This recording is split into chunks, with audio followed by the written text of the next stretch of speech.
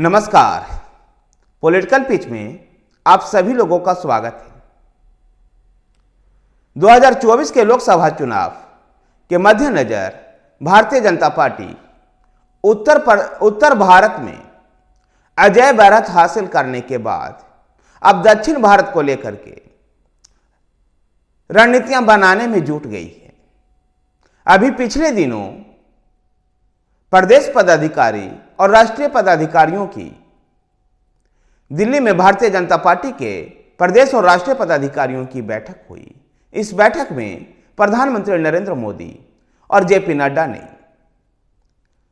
चुनावी जीत का मंत्र दिया और विशेषकर दक्षिण भारत के राज्यों में किस प्रकार से पार्टी रणनीति बना रही है, इसको लेकर के पदाधिकारियों से चर्चा की।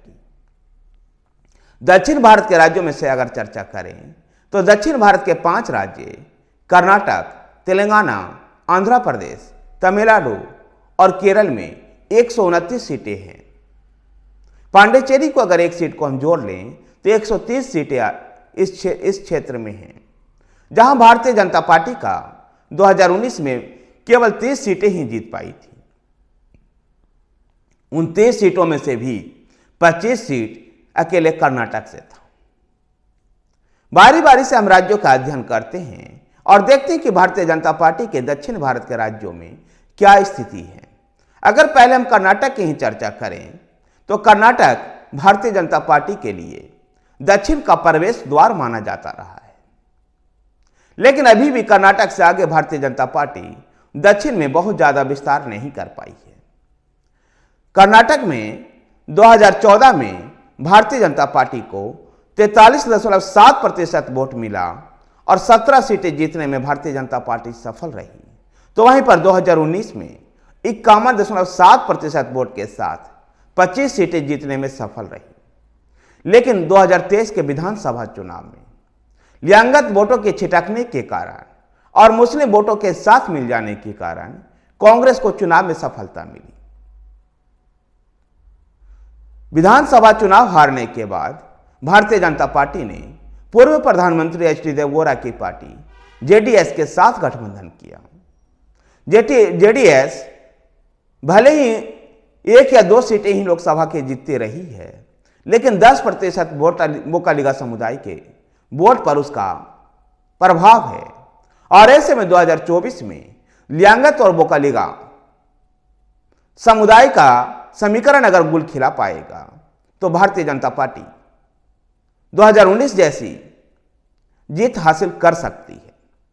तेलंगाना में अगर पार्टी की संभावनाओं पर बात करें तो 2019 से पहले तेलंगाना भारतीय जनता पार्टी के लिए कमजोर कर ही रही है, लेकिन 2019 में 4 लोकसभा सीट भारतीय जनता पार्टी जीतने में सफल हुई और 2019 में भारतीय जनता पार्टी को 19.7% वोट मिला, जबकि 6 महीना पहले ही हुए विधानसभा चुनाव में भारतीय जनता पार्टी को मात्र 7% वोट और 1 विधानसभा की सीट जीतने में सफल रही थी।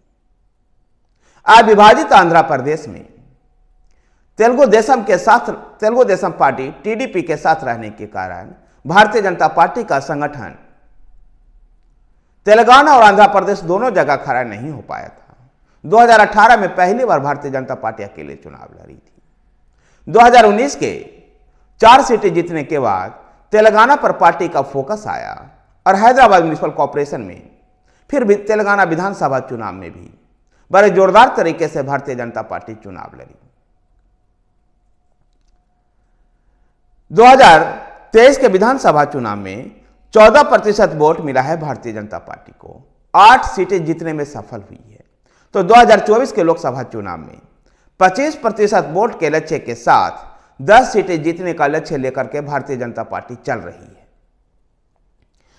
बात अगर हम तमिलनाडु की करें तो बीजेपी बेहद कमजोर है तमिलनाडु में और यहां डीएमके की डंका बज रही है तमिलनाडु में। 2019 के लोकसभा चुनाव में 39 में से 38 सीटें डीएमके और उनके सहयोगी जीतने में सफल रहे थे। 2014 में वहीं भारतीय जनता पार्टी ने एक रामेश्वरम सीट जीती थी और भारतीय जनता पार्टी के सहयोगी ऑल इंडिया अन्ना डीएमके ने सभी के सभी सीटों पर एनडीए जीतने में सफल हुआ था। लेकिन इन दिनों भारतीय जनता पार्टी की आक्रामक राजनीति से प्रभावित होकर के ऑल इंडिया अन्ना डीएमके ने एनडीए से अलग होने का फैसला किया है। लेकिन जिस प्रकार से जयललिता की अनुपस्थिति में ओ पन्नीरसेल्वम और पलानीस्वामी गुट के बीच में जिस प्रकार से दोनों में राजनीतिक गुटबाजी है, ऐसे में उनका एनडीए के साथ मिलकर चुनाव लड़ने के अलावा और कोई विकल्प नहीं दिखाई देता है। भारतीय जनता पार्टी के प्रदेश अध्यक्ष अन्नामलाई भी तमिलनाडु में आक्रामक तरीके से राजनीति कर रहे हैं और भारतीय जनता पार्टी 25 सीटों के लक्ष्य के साथ चल रही है, जो तो खैर दूर की बातें लगती है। लेकिन भारतीय जनता पार्टी 6-7 सीटों के ऐसे चिन्हित की है जहां सीधा मुकाबला डीएमके के साथ भारतीय जनता पार्टी का नहीं होगा। वहां पर वो चुनाव लड़ने की बातें कर रही है और वहां पर पार्टी के बड़े नेताओं और यहां तक कि प्रधानमंत्री नरेंद्र मोदी की भी चुनाव लड़ने की तैयारियां हैं। तो अन्य बड़े नेताओं में से प्रदेश अध्यक्ष अन्नामलाई, भारतीय जनता युवा मोर्चा के अध्यक्ष तेजस्वी सूर्या जैसे नेताओं को चुनाव लड़वाने की तैयारी चल रही है। और ऐसे में अगर 6-7 सीटें तमिलनाडु से भारतीय जनता पार्टी निकाल पाती है तो दक्षिण में भारतीय जनता पार्टी के लिए जो दक्षिण के राज्य छूते रहते हैं, वहां भी भारतीय जनता पार्टी अपनी उपस्थिति दर्ज करवा सकती है। केरल की पूरी राजनीतिक लड़ाई यूडीएफ और एलडीएफ के बीच में होता है। 2024 में भी ऐसे ही उम्मीद दिखाई दे रही है। लेकिन 2019 में 13% वोट हासिल कर भारतीय जनता पार्टी ने अपनी उपस्थिति दर्ज करवाई है। ईसाई वोटों को साधने की कोशिश कर रही है भारतीय जनता पार्टी और इसी कड़ी में कांग्रेस के दिग्गज नेता रहे ए.के. एंटनी के बेटे अनिल कुमार एंटनी को पार्टी ने राष्ट्रीय सचिव बनाया है। अगर ईसाई वोट कुछ अधिक मिल पाया और यह वोट प्रतिशत 20 से 22% पहुंच पाया तो पार्टी यहां पर भी अपना खाता खोल सकती है। यद्यपि केरल में भारतीय जनता पार्टी का संगठन भी बहुत अधिक कमजोर है। लेकिन देखना दिलचस्प होगा कि जिस प्रकार से भारतीय जनता पार्टी प्रदेश इकाई के अध्यक्ष सुरेंद्रन के नेतृत्व में और प्रकाश जावड़ेकर के प्रभारी बनने के बाद जिस आक्रामक तरीके से राजनीति केरल में भी कर रही है, उसमें भारतीय जनता पार्टी संभव है कि 2024 के लोकसभा चुनाव में खाता खोल पाए। तो आंध्र प्रदेश में अगर पार्टी की संभावनाओं की चर्चा करें तो आंध्र प्रदेश में कांग्रेस भी लड़ाई में नहीं है। आंध्र प्रदेश की लड़ाई टीडीपी और वाईएसआरसीपी के बीच में है। टीडीपी यद्यपि एनडीए में वापसी का प्रयास कर रहा है, लेकिन वाईएसआरसीपी कई बार संसद में भारतीय जनता पार्टी की सरकार को समर्थन किया है। ऐसे में भारतीय जनता पार्टी झिझक रही थी। अगर चुनाव के समय टीडीपी के साथ भारतीय जनता पार्टी गठबंधन करती है तो भारतीय जनता पार्टी भी 1-2 सीटें आंध्र प्रदेश में भी जीत सकती है और एनडीए को एक बड़ा टॉनिक मिल सकता है। वाईएसआरसीपी के सत्ता विरोधी लहर के कारण वहां के मतदाता वाईएसआरसीपी से नाराज हैं, वहीं टीडीपी की ओर फिर से वो एक बार देख रहे हैं। राज्य में टीडीपी और पवन कल्याण की जनसेना के साथ गठबंधन है।